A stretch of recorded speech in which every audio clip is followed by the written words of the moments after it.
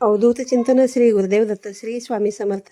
तुम्हा सर्वांचं माझ्या चॅनलमध्ये खूप खूप स्वागत करते आणि आजच्या या नवीन व्हिडिओला सुरुवात करते.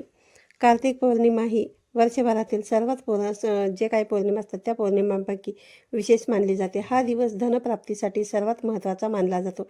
या दिवशी देवी लक्ष्मी सर्वांची इच्छा पूर्ण करते. तसेच धनप्राप्ती संबंधित काही उपाय केल्याने देवी लक्ष्मीची कृपा होते. घरामध्ये कधीही पैशाची कमतरता भासत नाही. आज 15 नोव्हेंबरला शुक्रवारी कार्तिक पौर्णिमा असल्या कारणाने बघा शुक्रवार हा दिवस बघा असल्यामुळे हा दिवस देवी लक्ष्मीला सुद्धा समर्पित आहे. तसेच या दिवसाचे महत्त्व देखील वाढले आहे. कार्तिक पौर्णिमेला देवळ दिवाळी देखील साजरी केली जाते. तसेच संपूर्ण वैकुंठ लोकामध्ये या उत्सवाचे वातावरण असते. त्यामुळे या सणाला देव दिवाळी असेही म्हणतात. या दिवशी देवी लक्ष्मीला प्रसन्न करून घेण्यासाठी काही विशेष उपाय केल्याने त्यांचे प्रभाव दिसून येतात. तसेच देवी लक्ष्मीची कृपादृष्टी आपल्याला प्राप्त होते. आज या व्हिडिओमध्ये एक अतिशय प्रभावी उपाय मी तुमच्यासोबत शेअर करणार आहे. या उपायामध्ये संध्याकाळी कापुरासोबत एक वस्तू जाळायची आहे. ही वस्तू घरामध्ये जाळल्यामुळे बघा आपल्या घरात असलेले सर्व दोष, आपल्या मार्गात येणारे सर्व अडचणी, आयुष्यात असलेली नकारात्मकता, दुःख, दारिद्र्य संपूर्णपणे नष्ट होऊन घराची, पतीची, मुलांची भरभरून अशी प्रगती होईल. तर हा उपाय कशा प्रकारे करायचा आहे, संध्याकाळी कापुरासोबत जी वस्तू जाळणार आहोत, नंतर त्या वस्तूचं तुम्हाला काय करायचं आहे, ही संपूर्ण माहिती जाणून घ्यायची असेल तर व्हिडिओ स्किप न करता शेवटपर्यंत पहा. चॅनलवरती पहिल्यांदा आला असाल तर नक्की सबस्क्राईब करा आणि असेच नवनवीन आणि माहितीपूर्ण व्हिडिओ पाहण्यासाठी बेल आयकॉनलाही क्लिक करा. त्यामुळे जेव्हा कधी आपले व्हिडिओ अपलोड होतील तेव्हा सर्वात अगोदर नोटिफिकेशन तुम्हाला येईल आणि तुमचा एकही व्हिडिओ जो आहे तर तो मिस होणार नाही. कार्तिक महिना हा भगवान श्रीहरी विष्णूंना अतिशय प्रिय आहे.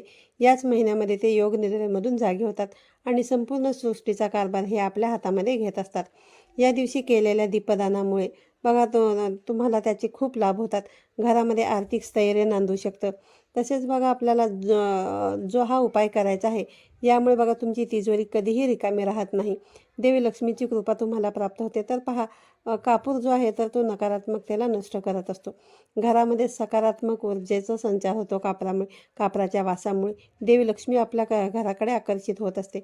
पण बघा ज्या घरामध्ये नकारात्मकता आहे, ज्या घरामध्ये छोट्या छोट्या गोष्टींवरून वादविवाद होतात, कोणाशीही कोणाचं पटत नाही, त्याचबरोबर बघा घरामध्ये आर्थिक स्थैर्य जे आहे ते टिकून राहत नाही, घरामध्ये लक्ष्मी कधीही नांदत नाही.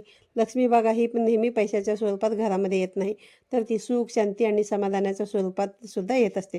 पैसा हा पैशाला खेचत असतो. त्यामुळे तुमच्या घरामध्ये पैसा जर टिकतच नसेल तर त्या घरामध्ये लक्ष्मी आकर्षित होणारच नाही. म्हणून या केलेल्या उपायामुळे घरामध्ये पैसा टिकून राहावा, तो स्थिर राहावा. तुमच्या मूलभूत गरजा भागून जो काही थोडाफार पैसा शिल्लक राहतो त्या पैशालाच बघा लक्ष्मी आकर्षित होत असते. म्हणूनच बघा जे काही दोष तुमच्या घरामध्ये आहेत, ज्यामुळे बघा तुमच्या घरामध्ये पैसा टिकत नाही, घरामध्ये आजारपण वाढलेले आहेत, घरामध्ये कोणाशीही कोणाचं पटत नाही, तर हे जे काही दोष आहेत ते दोष सर्व नष्ट करण्यासाठी पौर्णिमा आणि अमावस्या तीही सर्वोत्तम मानली जाते. तसं तर बघा दर महिन्यालाच पौर्णिमा येत असते, पण कार्तिक महिन्याची पौर्णिमा ही वर्षभरातील सर्वात मोठी पौर्णिमा मानली जाते. या दिवशी केलेल्या उपायामुळे सर्व देवी देवता प्रसन्न होतात. कारण आजच्या दिवशी वैकुंठ लोकांमध्ये देवदिवाळी साजरी होते असं म्हटलं जातं की बघा या दिवशी देव पृथ्वीवरती अवतरतात आणि पवित्र गंगेच्या ठिकाणी ते दिवाळी साजरी करतात. म्हणूनच या दिवशी स्नान आणि दीपदानाला फार महत्त्व आहे.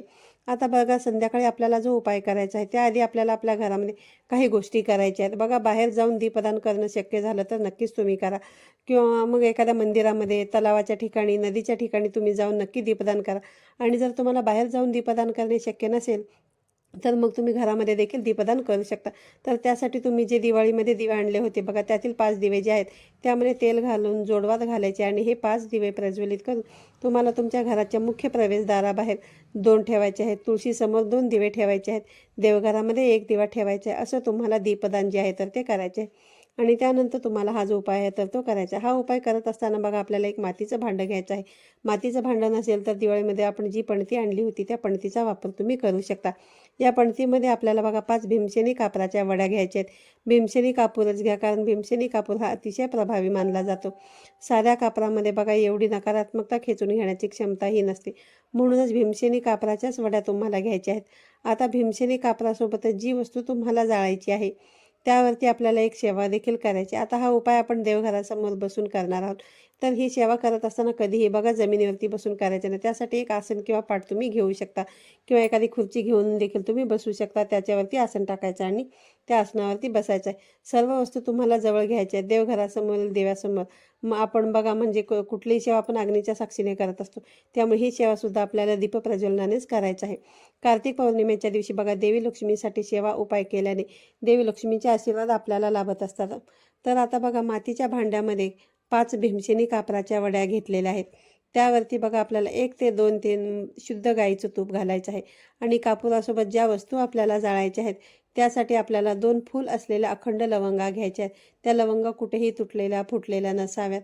चांगल्या पाहूनच ह्या 2 लवंगा घ्यायच्या आहेत आणि सोबतच आपल्याला बघा 1 अखंड वेलची आणि 1 तमालपत्र देखील घ्यायचं आहे. आता बघा ज्या 2 लवंगा वेलची आणि घेतलेल्या आहेत त्या आपल्या उजव्या हातामध्ये घ्यायच्या आहेत आणि उजव्या हातामध्ये घेऊन आपल्याला ओम महालक्ष्मी नमः या मंत्राचा 16 वेळा जप करायचा आहे किंवा मग तुम्ही कमलात्मक मंत्राचे देखील पठण करू शकता. कमलात्मक मंत्र जो आहे तर तो नित्य सेवा स्तोत्राचा मंत्र या पोथीमध्ये दिलेला आहे किंवा मग तुम्ही यूट्यूबवरती देखील लावलात तरीसुद्धा तुम्हाला सहज मिळून जाईल. या मंत्राचे पठण तुम्हाला करायचे आहे. या दोन्ही वस्तू तुम्हाला अभिमंत्रित करायच्या आहेत. त्यानंतर कापुरावरती या दोन्ही वस्तू ठेवायच्या आहेत. कापूर प्रज्वलित करायचा आहे. कापूर बघा प्रज्वलित केल्यानंतर तुम्ही जे तमालपत्र घेतलेलं आहे ते तमालपत्र या कापुरावरती तुम्हाला जाळायचं आहे. तुमच्या इच्छा मनोकामना अगदी तुम्हाला मनोमन पूर्ण झालेले आहेत असा भाव मनामध्ये ठेवून ते तमालपत्र जे आहे ते तुम्हाला त्या कापुरासोबत जाळायचं आहे. तमालपत्र जळत असताना तुमच्या घरामध्ये असलेली नकारात्मकता दूर झालेली आहे. माझ्या घरामध्ये अखंड लक्ष्मी आलेली आहे. माझ्या घरामध्ये भांडण वादविवाद कमी झालेले आहेत.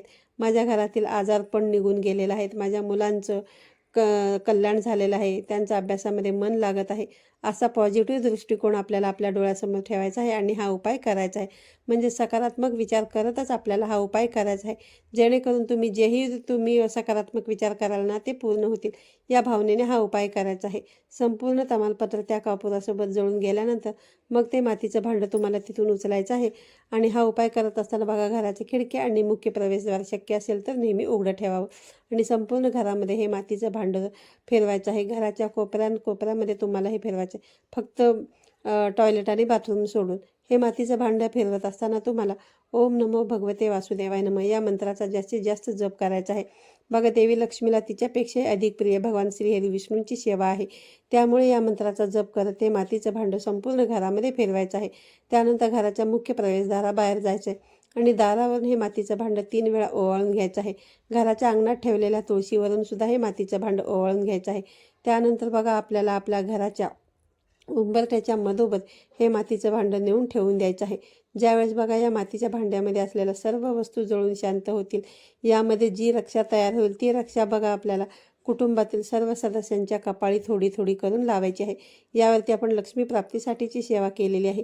यामुळे बघा आपल्या कुटुंबातील सर्व सदस्यांना जे काही दोष असतील, आपल्या कुटुंबामध्ये आपल्या घरामध्ये जे काही दोष असतील ते निघून जातील आणि उरलेली जी रक्षा आहे त्यामध्ये तुम्ही थोडंसं पाणी टाकायचं आहे आणि ही रक्षा तुम्ही तुमच्या घराच्या आसपास एखादं झाड असेल तर त्या झाडाच्या मातीमध्ये टाकू शकता किंवा एखाद्या झाडाच्या कुंडीमध्ये तुम्हाला टाकायचं. फक्त तुळशीला हे तुम्हाला टाकायचं नाही. तर बघा आज आलेल्या या शुक्रवारी आलेल्या या कार्तिक पौर्णिमेच्या दिवशी हा जो उपाय आहे तो तुम्ही आवर्जून करा. कारण काय होतं माहिती आहे, साध्या सोप्या उपाय केल्यामुळे सुद्धा बघा आपल्या घरामध्ये खूप फरक हा जाणवत असतो. तर आजचा व्हिडिओ आवडला असेल तर व्हिडिओला लाईक करा, शेअर करा. पुन्हा भेटूया अशाच एका नवीन आणि माहितीपूर्ण व्हिडिओमध्ये. तोपर्यंत सर्वांना श्री स्वामी समर्थ.